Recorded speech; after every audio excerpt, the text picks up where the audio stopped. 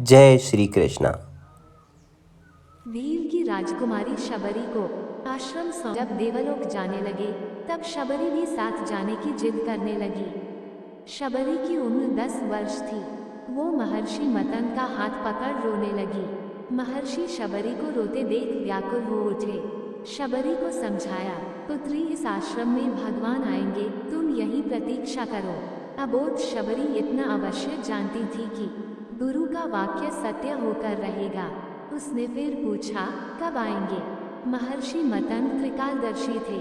वे भूत भविष्य सब जानते थे। वे ब्रह्मर्षि थे। महर्षि शबरी के आगे घुटनों के बल बैठ गए और शबरी को नमन किया। आसपास उपस्थित सभी ऋषिगण असमंजस में डूब गए। ये उलट कैसे हुआ? गुरु यहाँ शिष्य को नमन करे, ये कैसे हुआ? महर्षि के तेज के आगे कोई बोल न सका। महर्षि मतन बोले, पुत्री, अभी उनका जन्म नहीं हुआ। अभी दशरथ जी का लगन भी नहीं हुआ है। उनका कौशल्या से विवाह होगा, फिर भगवान की लंबी प्रतीक्षा होगी, फिर दशरथ जी का विवाह सुमित्रा से होगा, फिर प्रतीक्षा होगी, फिर उनका विवाह कैकेयी से होगा, फिर प्रतीक्षा, फिर वो जन्म लेंगे, फिर उनका विवाह माता जानकी से होगा, फिर उन्हें 14 वर्ष वनवास होगा और फिर वनवास के आखिरी वर्ष माता जानकी का हरण होगा। तब उनकी खोज में वे यहाँ आएंगे।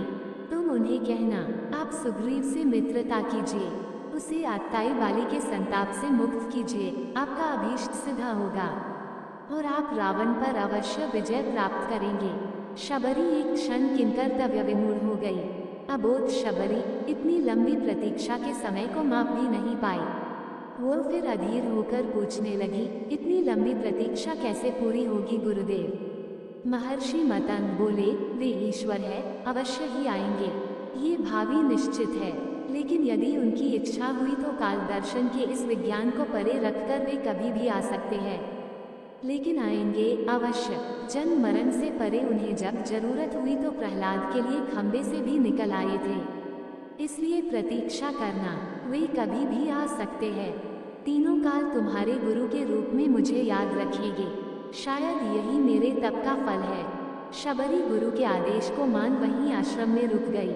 उसे हर दिन प्रभु श्री राम की प्रतीक्षा रहती थी। वह जानती थी, समय का चक्र उनकी उंगली पर नाचता है, वे कभी भी आ सकते हैं।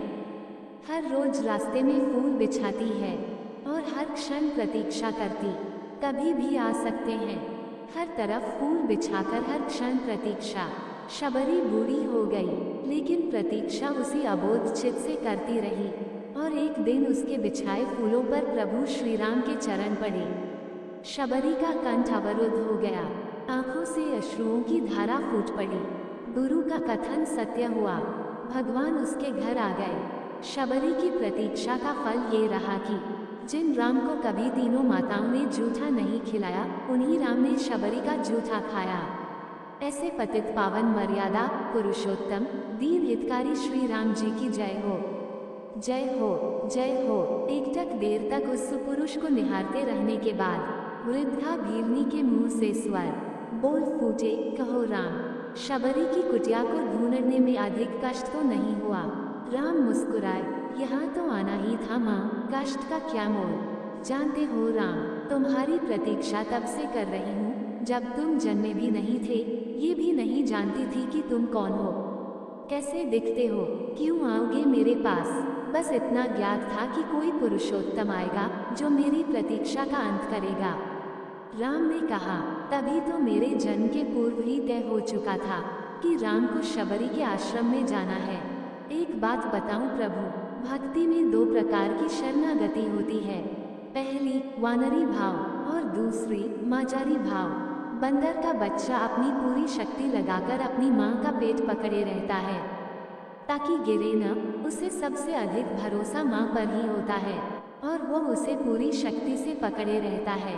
यही भक्ति का भी एक भाव है, जिसमें भक्त अपने ईश्वर को पूरी शक्ति से पकड़े रहता है, दिन रात उसकी आराधना करता है। पर मैंने ये भाव नहीं अपनाया। मैं तो उस बिल्ली के बच्चे की भांति थी जो अपनी माँ को पकड़ता ही नहीं बल्कि निश्चिंत बैठा रहता है कि माँ है न, वह स्वयं ही मेरी रक्षा करेगी और माँ सचमुच उसे अपने मुंह में टांग कर घूमती है। मैं भी निश्चिंत थी कि तुम आओगे ही, तुम्हें क्या पकड़ना। राम मुस्कुराकर रह गए। भीलनी ने पुन कहा, सोच रही हूँ बुराई में भी तनिक अच्छाई छिपी होती है ना। कहाँ सुदूर उत्तर के तुम, कहाँ घोर दक्षिण में मैं। तुम प्रतिष्ठित रघुकुल के भविष्य, मैं वन की भीलनी। यदि रावण का अंत नहीं करना होता तो तुम कहाँ से आते। राम गंभीर हुए और कहा, भ्रम में न पड़ो माँ। राम क्या रावण का वध करने आया है। रावण का वध तो लक्ष्मण अपने पैर से बाण चलाकर भी कर सकता है। राम हजारों कोस चलकर इस गहन वन में आया है तो केवल तुमसे मिलने आया है माँ, ताकि सहस्त्रों वर्षों के बाद भी जब कोई भारत के अस्तित्व पर प्रश्न खड़ा करे तो इतिहास चिल्लाकर उत्तर दे कि इस राष्ट्र को क्षत्रिय राम और उसकी भीलनी माँ ने मिलकर गढ़ा था। जब कोई भारत की परंपराओं पर उंगली उठाए तो काल उसका गला पकड़कर कहे कि नहीं। यह एकमात्र ऐसी सभ्यता है जहाँ एक राजपुत्र वन में प्रतीक्षा करती एक वनवासिनी से भेंट करने के लिए 14 वर्ष का वनवास स्वीकार करता है। राम वन में बस इसलिए आया है ताकि जब युगों का इतिहास लिखा जाए तो उसमें अंकित होगी शासन, प्रशासन और सत्ता। जब पैदल चलकर वन में रहने वाले समाज के अंतिम व्यक्ति तक पहुँचे तभी वह राम राज्य है।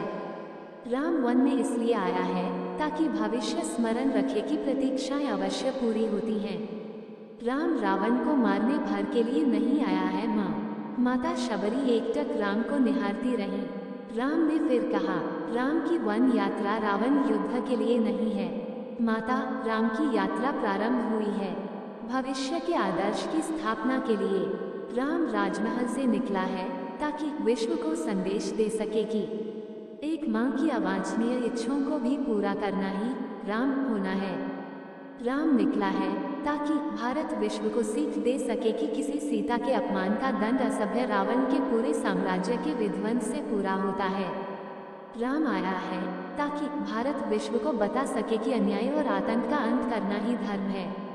राम आया है ताकि भारत विश्व को सदैव के लिए सीख दे सके कि विदेश में बैठे शत्रु की समाप्ति के लिए आवश्यक है कि पहले देश में बैठी उसकी समर्थक सूर्पणखाओं की नाक काटी जाए और खर दूषणों का घमंड तोड़ा जाए। और राम आया है ताकि युगों को बता सके कि रावणों से युद्ध केवल राम की शक्ति से नहीं बल्कि वन में बैठी शबरी के आशीर्वाद से जीते जाते हैं।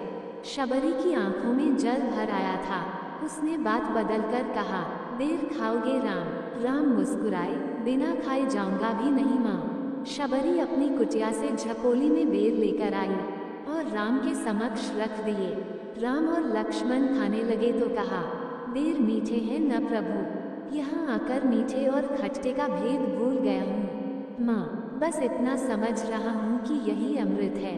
शबरी मुस्कुराई, बोली, सचमुच तुम मर्यादा पुरुषोत्तम हो राम। मर्यादा पुरुषोत्तम भगवान श्री राम को बारंबार सादर वंदन। जय जय सिया राम। यदि आपको ये स्टोरी पसंद आया तो प्लीज़ वीडियो को लाइक करें, शेयर करें और हमारे चैनल को सब्सक्राइब करना ना भूलें। धन्यवाद।